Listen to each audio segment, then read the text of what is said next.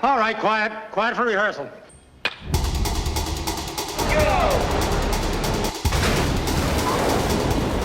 Before the lights are set up, or the cameras can roll for a movie, someone has to find the perfect place to shoot it.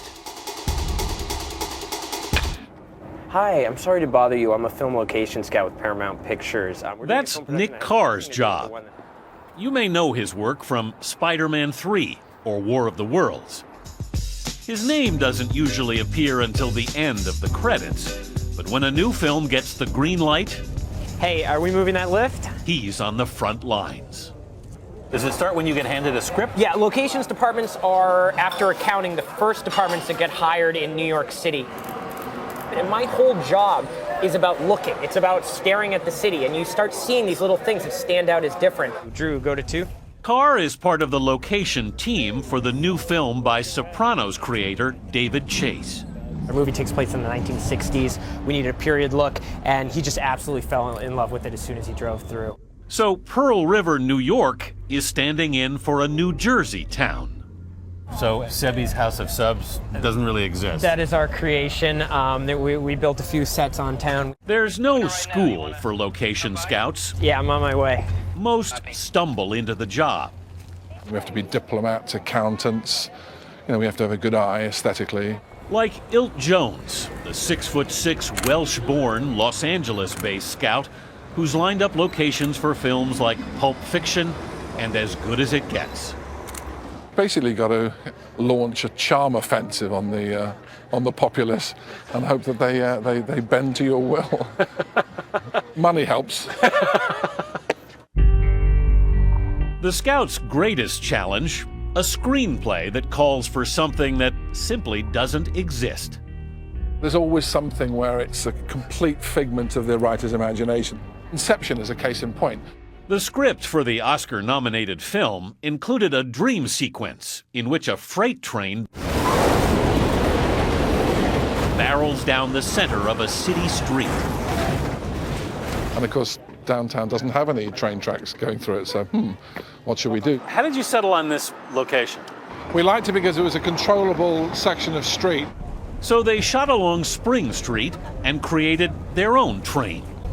So we built our own train on top of a semi-tractor, and it had 2 or 3 carriages. It looked great. Good enough to fool a drunk Jones met on the set early one morning. The drunk guy goes, "Is that a train?" And I said, "Yeah, that's a train." He goes, "Man, I gotta quit drinking." The best locations can play more than one part. We're at the Griffith Park Observatory. LA's Griffith Park Observatory was the scene of James Dean's knife fight in Rebel Without a Cause. But Jones also scouted it for a scene in the first Transformers film. Please, let this work. LA's Union Station has had a versatile career in the movies. You couldn't recreate this now if you wanted to. No, it's one of those don't make them like that anymore moments. The cavernous ticketing hall played the part of a futuristic police station in Blade Runner. More recently, con man Leonardo DiCaprio passed bad checks here in Catch Me If You Can. Welcome, Miami Mutual Bank. How may I help you? So this is another historic cinematic location. That's right, this is 55 Central Park West, seen in Ghostbusters as Dana Barrett's apartment building. Sometimes, Nick Carr says, a location can influence a director to alter a script. The building chosen for the climactic scene in Ghostbusters is next door to a church. So the church originally wasn't part of the script. That's right, originally it was just centered around the Stay Puft Marshmallow Man Well, there's something you don't see every day. attacking the apartment building.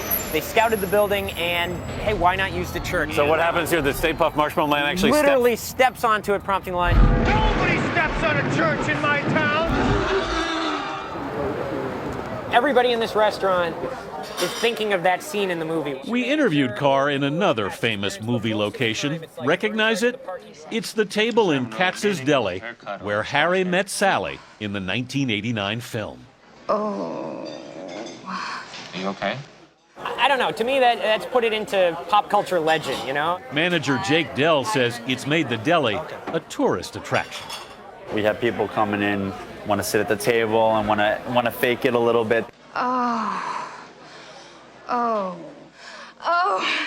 Everyone wants to be Meg Ryan, I guess. I'll have what she's having. Back in 1971, location scouts came knocking here at the Norton home on Staten Island. My father answered the door and they said, "We're from Paramount, we want to film a movie." And he said, "No thanks," and he closed the door and went into the living room. My mother said, "Who is that?" She said, "Oh, guys from Paramount, they want to film a movie." So she got up and opened the door and said, "Wait, come on back, come on back." So, and the rest is history.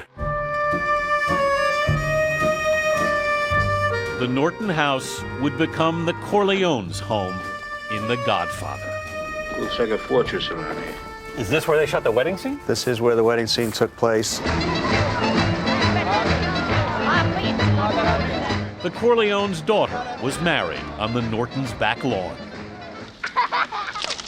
And the Don himself died in the tomato patch, now the Norton swimming pool. So they built this wall here. Yes, they wanted to get that compound effect. Ed Norton's mother kept a scrapbook during the filming. This is Brando and Pacino in your backyard. Correct.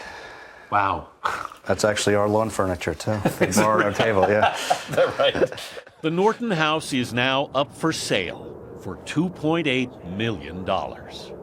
40 years ago when they were filming, did you think people would still be driving up here? No, absolutely not. You didn't, I mean, it's a movie, and you don't know how popular the movie's going to be. It could have been a flop, but it turned out to be one of the most famous movies in the world, so forever. So what will be the next great film location? Nick Carr is always looking, posting his finds on his blog at scoutingny.com. This one has drawn the most interest. So how did you find out about this place? I got an email that there was a location I absolutely had to see at 5 Beekman Street, and that I would not believe what I was seeing. So what is this exactly? This is a building that was built in the 1800s, and it has the most beautiful atrium in New York City. It goes up a full 9 stories. Wow. And what's even more incredible about it is that for the past 65 years, it has been completely shuttered up. Imagine a hideout here, a chase scene, or maybe a dramatic fall. This is a building you want to see in a movie. Yeah, this is a building that is waiting to have its moment in front of a camera. The Academy doesn't give Oscars to location scouts, but they also dream of discovering a star, of finding that special place This is incredible. It's that could become a screen icon.